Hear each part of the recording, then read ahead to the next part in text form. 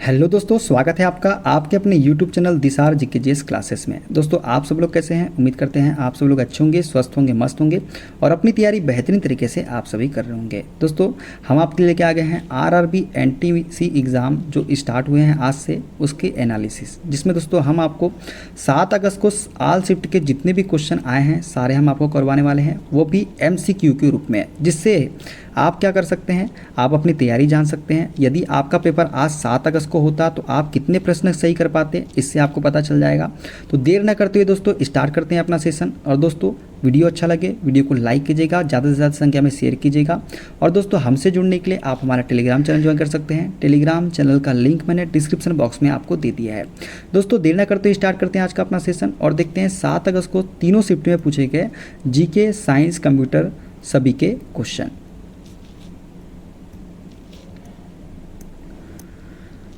पहला क्वेश्चन दोस्तों, 38वें राष्ट्रीय खेलों का आयोजन किस स्थान पर किया गया था? तो दोस्तों इसका राइट आंसर हो जाएगा ऑप्शन नंबर बी, उत्तराखंड में। कहाँ पे? उत्तराखंड में।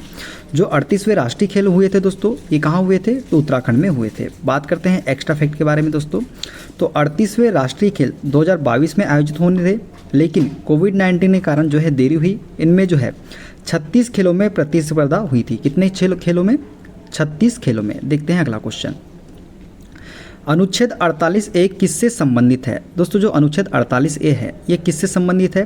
तो ये संबंधित है पर्यावरण की सुरक्षा और सुधार से। किससे? पर्यावरण की सुरक्षा और सुधार से। दोस्तों यह जो है अनुच्छेद 42वें संविधान संशोधन अधिनियम 1976 के तहत जोड़ा गया था। जो 48 अनुच्छेद है ये जो है 42वें संविधान संशोधन अधिनियम 1976 के तहत जोड़ा गया था, ये आपको याद रखना है। देखते हैं अगला क्वेश्चन। 61वां संविधान संशोधन किससे संबंधित है? दोस्तों जो 61वां संविधान संशोधन अधिनियम संशोधन है ये किससे संबंधित है? तो ये मतदान की आयु से संबंधित है। किससे? मतदान की आयु से। बात करते हैं एक्स्ट्रा फैक्ट के बारे में दोस्तों। तो इसी संशोधन के तहत मतदान की आयु जो है 21 वर्ष से घटाकर 18 वर्ष की गई थी। कब और कब से लागू हुई है? 1989 में लागू हुआ था। कब हुआ था? 1989 में। देखते हैं अगला क्वेश्चन।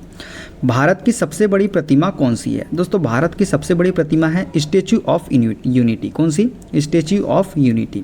ये कहाँ पे है? तो दोस्तों ये जो प्रतिमा है ये सरदार वल्लभ भाई पटेल की प्रतिमा है, जिसकी ऊंचाई कितनी है? 182 मीटर है। और ये कहाँ स्थित है? तो ये गुजरात में स्थित है दोस्तों। कहाँ पे? गुजरात में। देखते हैं अगला क्वेश्चन।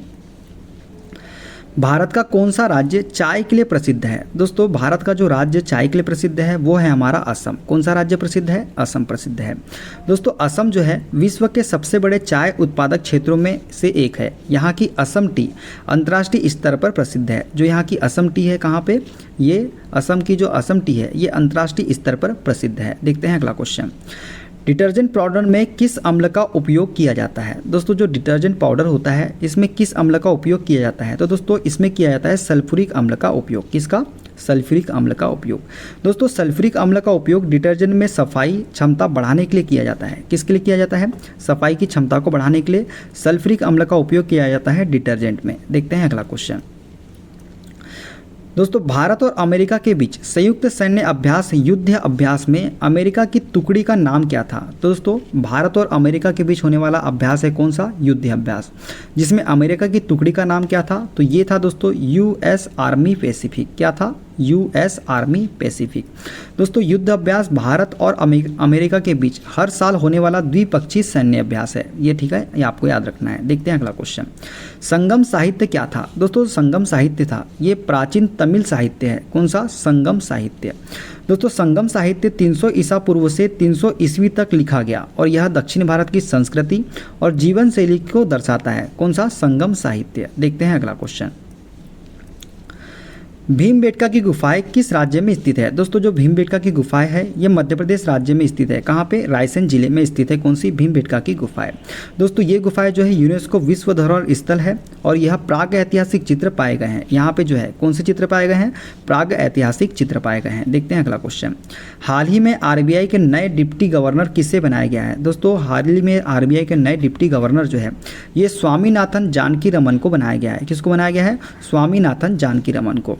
दोस्तों जानकी रमन इससे पहले SBI में मैनेजिंग डायरेक्टर के पद पर थे। जो जानकी रमन थे दोस्तों वो इससे पहले किस पे थे? SBI में मैनेजिंग डायरेक्टर के पद पर थे। देखते हैं अगला क्वेश्चन। आर्टिफिशियल इंटेलिजेंस से संबंधित किस राज्य ने योजना शुरू की है? दोस्तों आर्टिफिशियल इंटेलिजेंस से संबंधित जो राज्य ने योजना शुरू की है वो है हमारा तमिलनाडु राज्य। कौन सा राज्य? तमिलनाडु राज्य। अब बात करें दोस्तों, तमिलनाडु सरकार ने AI फॉर ऑल योजना शुरू की है ताकि छात्रों और युवाओं को AI शिक्षा दी जा सके। देखते हैं अगला क्वेश्चन। राज्य का सबसे बड़ा विधि अधिकारी कौन होता है? दोस्तों राज्य का सबसे बड़ा विधि अधिकारी जो है ये होता है महाधिवक्ता, मतलब एडवोकेट जनरल जो है ये राज्य का सबसे बड़ा विधि अधिकारी होता है। दोस्तों महाधिवक्ता को संविधान के अनुच्छेद 165 के तहत नियुक्त किया जाता है। जो महाधिवक्ता होते हैं इसको संविधान के अनुच्छेद 165 के तहत नियुक्त किया जाता है। देखते हैं अगला क्वेश्चन। कांस फिल्म फेस्टिवल में कौन सा मुख्य पुरस्कार दिया जाता है? दोस्तों कांस फिल्म फेस्टिवल में जो है मुख्य पुरस्कार जो है ये दिया जाता है पाल्मे डी और। कौन सा? पाल्मे डी और जो है ये मुख्य पुरस्कार दिया जाता है कांस फिल्म फेस्टिवल में। दोस्तों यह पुरस्कार जो है यह सर्वश्रेष्ठ फिल्म को दिया जाता है और ये कहाँ आयोजित होता है? तो ये फ्रांस में आयोजित होता है कांस फिल्म फेस्टिवल। देखते हैं अगला क्वेश्चन। उष्णकटिबंधीय सदाबहार वन कहाँ पाए जाते हैं? दोस्तों उष्णकटिबंधीय सदाबहार वन जो है ये पश्चिमी घाट में पाए जाते हैं। कहाँ पे? पश्चिमी घाट में। बात करते हैं एक्स्ट्रा फैक्ट के बारे में दोस्तों। तो दोस्तों इन वनों में वर्ष भर हरियाली रहती है और अधिक वर्षा वाले क्षेत्रों में पाए जाते हैं। अंडमान निकोबार द्वीप समूह और पूर्वोत्तर भारत में भी यह वन मिलते हैं। कहाँ पे? अंडमान निकोबार द्वीप समूह में और पूर्वोत्तर भारत में ये वन मिलते हैं। देखते हैं अगला क्वेश्चन। भारत के पूर्वी हिमालय का क्या नाम है? दोस्तों भारत के पूर्वी हिमालय का नाम क्या है? तो यह है पटकोई बूम। पटकोई बूम जो है भारत के पूर्वी हिमालय का नाम है। दोस्तों पटकोई बूम जो है पर्वतमाला भारत के अरुणाचल प्रदेश और नागालैंड क्षेत्र में फैली है। ये भारत म्यांमार सीमा के निकट स्थित है। कौन सी? पटकोई बूम पर्वतमाला। देखते हैं अगला क्वेश्चन। 2024-25 में इंग्लैंड से भारत आए विदेशी प्रत्यक्ष निवेश FDI का प्रतिशत हिस्सा कितना था? तो दोस्तों ये था 4.4%। कितना था? 4.4% था। बात करते हैं एक्स्ट्रा फैक्ट के बारे में। तो दोस्तों इंग्लैंड भारत में निवेश करने वाले शीर्ष 5 देशों में से एक है। अधिकांश निवेश जो है सेवा, शिक्षा और टेक सेक्टर में आता है। किससे आता है? सेवा, शिक्षा और टेक सेक्टर में। देखते हैं अगला क्वेश्चन। किसी भी राज्य के मुख्यमंत्री किसके प्रति उत्तरदायी होते हैं? दोस्तों किसी भी राज्य के मुख्यमंत्री जो है ये राज्य विधानसभा के प्रति उत्तरदायी होते हैं। किसके? राज्य विधानसभा के प्रति। दोस्तों मुख्यमंत्री का कार्यकाल राज्य विधानसभा में विश्वास होने पर ही जारी रहता है। यह भारत के संसदीय प्रणाली का हिस्सा है। देखते हैं अगला क्वेश्चन। रडार का उपयोग सरकार के किस मंत्रालय ने सड़क निर्माण के लिए किया है? तो दोस्तों रडार का उपयोग जो है ये किया है सड़क परिवहन और राजमार्ग मंत्रालय ने। किसने? सड़क परिवहन और राजमार्ग मंत्रालय ने। देखते हैं अगला क्वेश्चन। हर घर में जल पहुंचने के लिए कौन सी योजना शुरू की गई है? दोस्तों हर घर में जल पहुंचाने के लिए जो है जल जीवन मिशन की शुरुआत की गई है। कौन से? किसकी? जल जीवन मिशन की शुरुआत। दोस्तों यह योजना 2019 में शुरू की गई थी और इसका उद्देश्य 2024 तक हर ग्रामीण घर में नल से जल पहुंचाना है। देखते हैं अगला क्वेश्चन। आयुष्मान भारत प्रधानमंत्री वय वंदन योजना की शुरुआत दिल्ली सरकार की मुख्यमंत्री रेखा गुप्ता और किसके द्वारा की गई है? तो दोस्तों आयुष्मान भारत प्रधानमंत्री वय वंदन योजना की शुरुआत जो है दिल्ली सरकार की मुख्यमंत्री रेखा गुप्ता और हरदीप सिंह पुरी के द्वारा शुरू की गई है। किसके द्वारा? हरदीप सिंह पुरी के द्वारा। देखते हैं अगला क्वेश्चन। बौद्ध धर्म में एकल कथा का संग्रह किस ग्रंथ में मिलता है? दोस्तों बौद्ध धर्म में एकल कथा का संग्रह जो है ये जातक में मिलता है। किस में मिलता है? जातक में। दोस्तों जातक कथाएं भगवान बुद्ध के पूर्व जन्मों की कहानियां हैं जिनमें नैतिक शिक्षा दी जाती है और ये किस में लिखित है? तो ये पाली भाषा में है। कौन सी भाषा में? पाली भाषा में। देखते हैं अगला क्वेश्चन। हरित क्रांति में अग्रणी राज्य कौन सा है? दोस्तों हरित क्रांति में अग्रणी राज्य है हमारा पंजाब। कौन सा राज्य है? पंजाब राज्य है। दोस्तों पंजाब में हरित क्रांति के तहत HYV बीज, रासायनिक उर्वरकों और सिंचाई का बड़ा पैमाने पर उपयोग हुआ है जिससे गेहूं उत्पादन क्या हुआ है? बढ़ा है। क्या बढ़ा है? गेहूं उत्पादन बढ़ा है। देखते हैं अगला क्वेश्चन।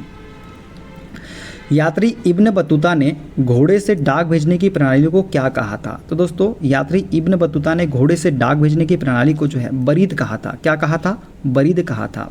दोस्तों बरीद जो है एक प्रकार की डाक सेवा थी जो दिल्ली सल्तनत काल में इस्तेमाल होती थी। इब्न बतूता ने इसे देखकर क्या हुआ था? प्रभावित हुआ था। कौन? Ibn Battuta. देखते हैं अगला क्वेश्चन। भारत की अर्थव्यवस्था 1947 से 1991 के बीच किस पर निर्भर थी? तो ये समाजवाद पर निर्भर थी दोस्तों। किस पर? समाजवाद पर निर्भर थी भारत की अर्थव्यवस्था 1947 से 1991 के बीच में। देखते हैं अगला क्वेश्चन। कंप्यूटर की स्क्रीन के बैकग्राउंड को क्या कहा जाता है? दोस्तों कंप्यूटर की स्क्रीन के बैकग्राउंड को जो है वॉलपेपर कहा जाता है। क्या कहा जाता है? वॉलपेपर। वॉलपेपर डेस्कटॉप स्क्रीन की पृष्ठभूमि होती है जिसे यूजर अपनी पसंद के अनुसार क्या कर सकता है? बदल सकता है। देखते हैं अगला क्वेश्चन। पानीपत का तृतीय युद्ध अहमद शाह अब्दाली और किसके मध्य हुआ था? दोस्तों पानीपत का तृतीय युद्ध जो है ये अहमद शाह अब्दाली और मराठा साम्राज्य के मध्य हुआ था। तो अब बात करें एक्स्ट्रा फैक्ट के बारे में दोस्तों, तो 14 जनवरी 1761 को लड़े गए इस युद्ध में अहमद शाह अब्दाली की अफगान सेना ने मराठा को हराया। यह युद्ध भारत के इतिहास में सबसे विनाशकारी युद्धों में से एक माना जाता है। कौन सा युद्ध? पानीपत का तृतीय युद्ध। देखते हैं अगला क्वेश्चन।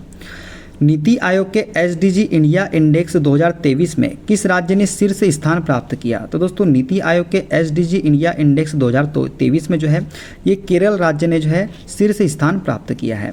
बात करें एक्स्ट्रा फैक्ट के बारे में दोस्तों, तो केरल ने लगातार चौथी बार एसडीजी इंडिया इंडेक्स में पहला स्थान प्राप्त किया है। कौन सी बार? चौथी बार। खासकर शिक्षा, स्वास्थ्य और लैंगिक समानता के क्षेत्र में उत्कृष्ट प्रदर्शन के कारण। किसके कारण इसने पहला स्थान प्राप्त किया है? तो शिक्षा, स्वास्थ्य और लैंगिक समानता के क्षेत्रों में उत्कृष्ट प्रदर्शन के कारण। देखते हैं अगला क्वेश्चन। भारत के पहले मुख्य चुनाव आयुक्त कौन थे? तो दोस्तों सुकुमार सेन जो है ये भारत के पहले मुख्य चुनाव आयुक्त थे। बात करते हैं एक्स्ट्रा फैक्ट के बारे में दोस्तों, तो सुकुमार सेन ने 1950 से 1958 तक भारत के पहले मुख्य चुनाव आयुक्त के रूप में कार्य किया और भारत का पहला आम चुनाव सफलतापूर्वक संपन्न कराया था। किसने? सुकुमार सेन ने। देखते हैं अगला क्वेश्चन। कंप्यूटर में Ctrl+S का प्रयोग किस कार्य के लिए किया जाता है? तो दोस्तों सेव करने के लिए दोस्तों जो है Ctrl+S का प्रयोग किया जाता है। ठीक है, बात करते हैं एक्स्ट्रा फैक्ट के बारे में, तो Ctrl+S एक कीबोर्ड शॉर्टकट है जिसका उपयोग किसी फाइल को तुरंत सेव करने के लिए किया जाता है। यह डेटा लॉस से बचने में सहायक होता है। देखते हैं अगला क्वेश्चन। भारतीय संविधान की किस अनुसूची में अनुसूचित जनजाति और अनुसूचित जनजातियों के कार्यक्षेत्र का उल्लेख किया गया है? तो दोस्तों भारतीय संविधान की 5वीं अनुसूची में जो है अनुसूचित जाति और अनुसूचित जनजाति के कार्यक्षेत्र का उल्लेख किया गया है। दोस्तों 5वीं अनुसूचित जनजातियों के लिए विशेष प्रशासनिक प्रावधानों से संबंधित है, विशेषकर मध्य और पूर्वी भारत के आदिवासी क्षेत्रों में। देखते हैं अगला क्वेश्चन। हार्ट लैम्प नामक पुस्तक के लेखक कौन है जिन्हें 2025 में मैन बुकर पुरस्कार मिला है? तो दोस्तों ये है बानू मुश्ताक। बानू मुश्ताक जो है हार्ट लैम्प नामक पुस्तक के लेखक है जिन्हें 2025 में कौन सा पुरस्कार मिला है? तो मैन बुकर पुरस्कार मिला है। हार्ट लैम्प नामक पुस्तक का अंग्रेजी अनुवाद किसने किया जिसे 2025 में मैन बुकर पुरस्कार मिला? तो दोस्तों ये अनुवाद किया था दीपा भस्ती ने। किसने? दीपा भस्ती ने जो है हार्ट लैम्प नामक पुस्तक का अंग्रेजी में अनुवाद किया था। देखते हैं अगला क्वेश्चन। सुलह कुल की नीति किस मुगल बादशाह ने अपनाई थी? दोस्तों सुलह कुल की नीति जो है ये अकबर ने अपनाई थी। किसने अपनाई थी? अकबर ने। दोस्तों अकबर ने जो है सभी धर्मों के प्रति सहिष्णुता दिखाते हुए सुलह कुल नीति को अपनाया जो उस समय की धार्मिक एकता की आधारशिला बनी थी। देखते हैं अगला क्वेश्चन। संपर्क विधि द्वारा कौन सा अम्ल तैयार किया जाता है? दोस्तों संपर्क विधि द्वारा जो है सल्फ्यूरिक अम्ल तैयार किया जाता है। कौन सा अम्ल? सल्फ्यूरिक अम्ल। दोस्तों संपर्क विधि या कॉन्टेक्ट प्रोसेस का उपयोग औद्योगिक स्तर पर सल्फ्यूरिक अम्ल के उत्पादन के लिए किया जाता है। देखते हैं अगला क्वेश्चन। जागर नृत्य किस भारतीय राज्य में किया जाता है? दोस्तों जो जागर नृत्य है ये उत्तराखंड राज्य में किया जाता है। कहाँ पे? उत्तराखंड राज्य में। बात करते हैं एक्स्ट्रा फैक्ट के बारे में दोस्तों, तो जागर नृत्य एक धार्मिक लोक परंपरा है जिसमें देवी देवताओं को जागृत करने के लिए गीतों और नृत्य का प्रयोग होता है। देखते हैं अगला क्वेश्चन। भारत की पहली फीचर फिल्म कौन सी थी जो 1913 में बनाई गई थी? तो दोस्तों ये थी हमारी राजा हरिश्चंद्र। राजा हरिश्चंद्र जो है एक पहली फीचर फिल्म थी जो 1913 में बनाई गई थी। दोस्तों दादा साहब फाल्के द्वारा बनाई गई राजा हरिश्चंद्र भारत की पहली मुख्य फीचर फिल्म थी। कौन सी थी? मुख्य फीचर फिल्म। और बनाई किसने थी? दादा साहब फाल्के ने। देखते हैं अगला question. Tanvi the great film के निर्देशक कौन थे? दोस्तों तन्वी द ग्रेट फिल्म के निर्देशक थे हमारे अनुपम खेर। कौन थे? अनुपम खेर थे। देखते हैं अगला क्वेश्चन। केंद्र सरकार को कानून बनाने का अधिकार किस सूची में दिया गया है? तो दोस्तों ये दिया गया है संघ सूची में। संघ सूची में जो है केंद्र सरकार को कानून बनाने का अधिकार दिया गया है। देखते हैं दोस्तों भारतीय संविधान की 7वीं अनुसूची में 3 सूचियां दी गई है जिनमें संघ सूची पर केवल केंद्र सरकार को कानून बनाने का अधिकार है। ठीक है, देखते हैं अगला क्वेश्चन। अगोड़ा किला किस राज्य में स्थित है? दोस्तों अगोड़ा किला जो है ये गोवा राज्य में स्थित है। कहाँ पे स्थित है? गोवा राज्य में। बात करें एक्स्ट्रा फैक्ट के बारे में दोस्तों, तो अगोड़ा किला 1612 में पुर्तगालियों द्वारा बनवाया गया था और यह गोवा के प्रमुख ऐतिहासिक स्थलों में से एक है। देखते हैं अगला क्वेश्चन। नए साल की शुरुआत में भारत के किस पड़ोसी देश ने भारत पर हमला किया था? तो दोस्तों ये किया था पाकिस्तान ने।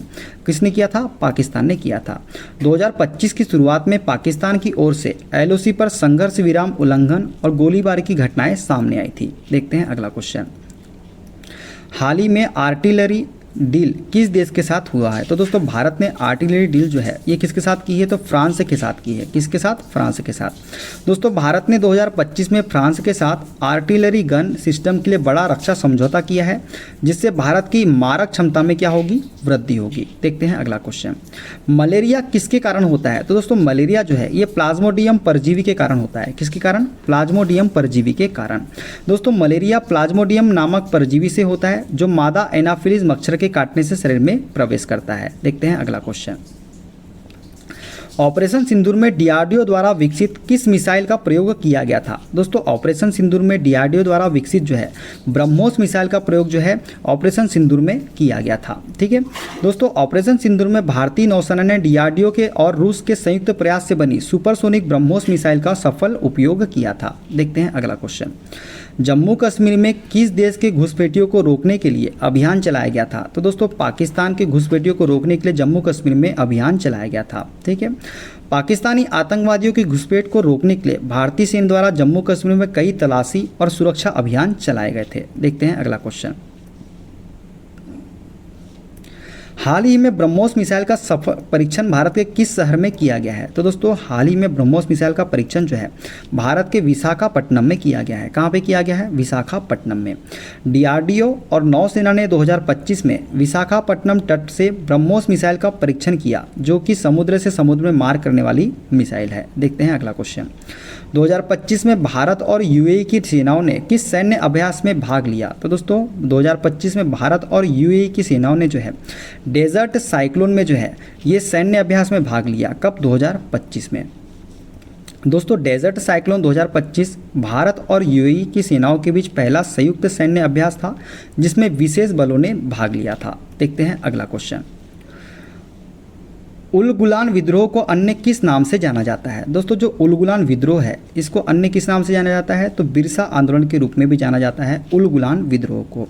दोस्तों उलगुलान की बात करें तो उलगुलान का अर्थ है महाविद्रोह, और यह बिरसा मुंडा द्वारा अंग्रेजों और जमींदारों के खिलाफ चलाया गया आदिवासी आंदोलन था। देखते हैं अगला क्वेश्चन। पंबन बंदरगाह भारत के किस राज्य में स्थित है? दोस्तों जो पंबन बंदरगाह है ये भारत के तमिलनाडु राज्य में स्थित है। कहाँ पे? तमिलनाडु राज्य में। कौन सा बंदरगाह? पंबन बंदरगाह। बात करें एक्स्ट्रा फैक्ट के बारे में या अतिरिक्त तथ्य के बारे में, दोस्तों पंबन बंदरगाह रामेश्वरम द्वीप से जुड़ा है, और यहाँ भारत का पहला समुद्री पुल पंबन ब्रिज स्थित है। कहाँ पे? तमिलनाडु में। देखते हैं अगला क्वेश्चन। दक्षिण भारत में जो वर्षा होती है वह निम्न में से किसके कारण होती है? दोस्तों जो दक्षिण भारत में वर्षा होती है ये जो होती है उत्तर पूर्वी मानसून के कारण। किसके कारण? उत्तर पूर्वी मानसून के कारण होती है। इसका राइट आंसर हो जाएगा उत्तर पूर्वी मानसून। दक्षिण भारत विशेष रूप से तमिलनाडु में अधिकांश वर्षा उत्तर पूर्वी मानसून से होती है, जो अक्टूबर नवंबर में सक्रिय होता है। देखते हैं अगला क्वेश्चन। स्वतंत्रता के बाद भारत को किस क्षेत्र में सबसे अधिक कमी का सामना करना पड़ा? तो दोस्तों खाद्य सुरक्षा में जो है स्वतंत्रता के बाद भारत को सबसे अधिक कमी का सामना करना पड़ा था। दोस्तों 1947 के बाद भारत को खाद्यान्न की भारी कमी का सामना करना पड़ा, जिसके कारण हरित क्रांति की आवश्यकता पड़ी थी। देखते हैं अगला क्वेश्चन। वोडाफोन कंपनी भारत में किस वर्ष आई थी? दोस्तों वोडाफोन कंपनी भारत में जो है ये 2007 में आई थी। कब आई थी? 2007 में। वोडाफोन ने 2007 में हच कंपनी का अधिग्रहण करके भारत में प्रवेश किया था। देखते हैं अगला क्वेश्चन। उत्तर पश्चिम रेलवे का मुख्यालय कहाँ स्थित है? दोस्तों उत्तर पश्चिम रेलवे का मुख्यालय जो है ये जयपुर राजस्थान में स्थित है। कहाँ पे? जयपुर राजस्थान में। दोस्तों उत्तर पश्चिम रेलवे की स्थापना 1 अक्टूबर 2002 को हुई थी, और इसका मुख्यालय जयपुर राजस्थान में स्थित है। देखते हैं अगला क्वेश्चन। 2024 का ICC men's cricketer of the year किसे चुना गया है? तो दोस्तों ये चुना गया है जसप्रीत बुमराह को। किसको? जसप्रीत बुमराह को जो है 2024 का ICC men's cricketer of the year चुना गया है। जसप्रीत बुमराह ने 2023-24 के दौरान अपने बेहतरीन गेंदबाजी प्रदर्शन से यह सम्मान हासिल किया था। देखते हैं अगला क्वेश्चन। हाइड्रोजन आवर्त सारणी के किस समूह का तत्व है? दोस्तों जो हाइड्रोजन है ये आवर्त सारणी के पहले समूह का तत्व है। कौन से समूह का? पहले समूह का। हाइड्रोजन पहला तत्व है, और यह आवर्त सारणी के पहले समूह क्षार धातु समूह में रखा गया है। हालांकि इसकी विशेषताएं अद्वितीय होती है। देखते हैं अगला क्वेश्चन। भाषाई आधार पर बनने वाला पहला राज्य कौन सा था? दोस्तों भाषाई आधार पर गठित होने वाला पहला राज्य था हमारा आंध्र प्रदेश। दोस्तों आंध्र प्रदेश 1 अक्टूबर 1953 को भाषाई आधार पर तेलुगु भाषियों के लिए बनाया गया पहला राज्य था। देखते हैं अगला क्वेश्चन। सूचना का अधिकार अधिनियम आरटीआई एक्ट कब लागू हुआ था? तो दोस्तों आरटीआई एक्ट जो है ये 12 अक्टूबर 2005 को लागू हुआ था। कब हुआ था? 12 अक्टूबर 2005 को। आरटीआई अधिनियम नागरिकों को सरकारी जानकारी प्राप्त करने का अधिकार देता है। इसे 12 अक्टूबर 2005 को क्या किया गया था? लागू किया गया था। देखते हैं अगला क्वेश्चन। पांड्य वंश की सबसे छोटी प्रशासनिक इकाई क्या कहलाती थी? दोस्तों पांड्य वंश की सबसे छोटी प्रशासनिक इकाई जो है ये उर कहलाती थी। क्या कहलाती थी? उर कहलाती थी। दोस्तों उर जो है, उर शब्द जो है तमिल क्षेत्रों में ग्राम या गांव के लिए प्रयुक्त होता था, जो प्रशासन की सबसे छोटी इकाई होती थी। देखते हैं अगला क्वेश्चन। तराई और भाबर के मैदान भारत में कहाँ पाए जाते हैं? दोस्तों तराई और भाबर के मैदान जो है ये हिमालय के नीचे पाए जाते हैं। कहाँ पाए जाते हैं? हिमालय के नीचे। भाबर और तराई क्षेत्र हिमालय की तलहटी में स्थित है। विशेष रूप से उत्तराखंड, उत्तर प्रदेश, बिहार में ये पाए जाते हैं। देखते हैं अगला क्वेश्चन। मध्यकालीन भारत 11वीं से 18वीं शताब्दी के दौरान किस विचारधारा पर विशेष जोर दिया गया था? तो दोस्तों मध्यकालीन भारत में जो है 11वीं से 18वीं शताब्दी के दौरान जो है भक्ति आंदोलन पर विशेष जोर दिया गया था। किस पर? भक्ति आंदोलन पर। दोस्तों भक्ति आंदोलन ने ईश्वर की व्यक्तिगत भक्ति और जाति भेदभाव के विरोध को बढ़ावा दिया। संत कबीर, गुरु नानक, मीराबाई इसके प्रमुख प्रचारक थे। देखते हैं अगला क्वेश्चन। कंप्यूटर में किसी फाइल को स्थायी रूप से हटाने के लिए किस शॉर्टकट कुंजी का उपयोग किया जाता है? तो दोस्तों शिफ्ट प्लस डिलीट का उपयोग जो है कंप्यूटर में किसी फाइल को स्थायी रूप से हटाने के लिए किया जाता है। यदि आप डिलीट करते हैं तो वो फाइल जो है रिसाइकल बिन में चली जाती है, लेकिन अगर शिफ्ट प्लस डिलीट करते हैं तो स्थायी रूप से डिलीट हो जाती है। ठीक है, देखते हैं अगला क्वेश्चन। ताल कटोरा गोल चक्कर का निर्माण कहाँ किया जा रहा है? दोस्तों ताल कटोरा गोल चक्कर का निर्माण जो है ये दिल्ली में किया जा रहा है। कहाँ पे? दिल्ली में।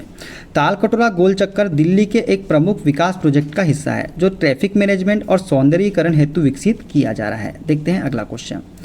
कंप्यूटर में कंट्रोल प्लस टैब बटन का उपयोग किस लिए किया जाता है? दोस्तों कंप्यूटर में कंट्रोल प्लस टैब बटन का उपयोग जो है टैब को स्विच करने के लिए किया जाता है। किसके लिए? टैब को स्विच करने के लिए। कंट्रोल प्लस टैब का उपयोग ब्राउजर या सॉफ्टवेयर में खुले हुए टैब के बीच नेविगेट करने के लिए किया जाता है। देखते हैं अगला क्वेश्चन। पृथ्वी का वह क्षेत्र जहां सूर्य की किरणें सीधे पड़ती है क्या कहलाता है? तो ये कहलाता है उष्णकटिबंधीय क्षेत्र। उष्णकटिबंधीय क्षेत्र वो क्षेत्र है दोस्तों जहां सूर्य की किरण क्या होती है? सीधे पड़ती है। दोस्तों उष्णकटिबंधीय क्षेत्र भूमध्य रेखा के 23.5 डिग्री उत्तर और दक्षिण के बीच होता है, जहाँ सूर्य की सीधी किरणें पड़ती है। देखते हैं अगला क्वेश्चन। न्यायमूर्ति बेला त्रिवेदी ने किस विषय पर आदेश जारी किया था? तो दोस्तों बाल विवाह पर रोक के लिए न्यायमूर्ति बेला त्रिवेदी ने जो है आदेश जारी किया था पोक्सो एक्ट के तहत। पोक्सो एक्ट में भी जो दोस्तों ये इन्होंने विशेष आदेश जारी किया था। सुप्रीम कोर्ट के न्यायमूर्ति बेला एम त्रिवेदी ने बाल विवाह पर सख्ती से रोक लगाने और समाज में जागरूकता फैलाने पर जोर दिया था। देखते हैं अगला क्वेश्चन। NH6 नेशनल हाईवे 6 पूर्वोत्तर भारत के किन किन राज्यों को जोड़ता है? तो दोस्तों NH6 जो है ये मेघालय, असम, मिजोरम और त्रिपुरा ये 4 राज्यों को जोड़ता है NH6। ठीक है, देखते हैं अगला क्वेश्चन। सूर्य घर बिजली योजना में सबसे अधिक इंस्टॉलेशन किस राज्य में हुए हैं? दोस्तों सूर्य घर बिजली योजना में सबसे अधिक इंस्टॉलेशन जो है ये गुजरात राज्य में हुए हैं। कौन से राज्य में? गुजरात राज्य में। दोस्तों सूर्य घर योजना के तहत सोलर पैनल की सबसे अधिक स्थापना गुजरात में की गई है, जिससे घरेलू ऊर्जा उत्पादन में तेजी आई है। देखते हैं अगला क्वेश्चन। नारायण गुरु किस राज्य से संबंधित है? दोस्तों जो नारायण गुरु है ये किस राज्य से संबंधित है? तो ये केरल राज्य से संबंधित है नारायण गुरु। दोस्तों नारायण गुरु की बात की जाए तो श्री नारायण गुरु सामाजिक सुधारक और आध्यात्मिक नेता थे, जिन्होंने जाति भेद और सामाजिक अन्याय के खिलाफ आवाज उठाई थी। देखते हैं अगला क्वेश्चन। 13 और 14 मार्च को कौन सा पर्व मनाया जाता है? तो दोस्तों होली ऑप्शन में था आपके, तो 13 और 14 मार्च को जो है होली का पर्व मनाया जाता है।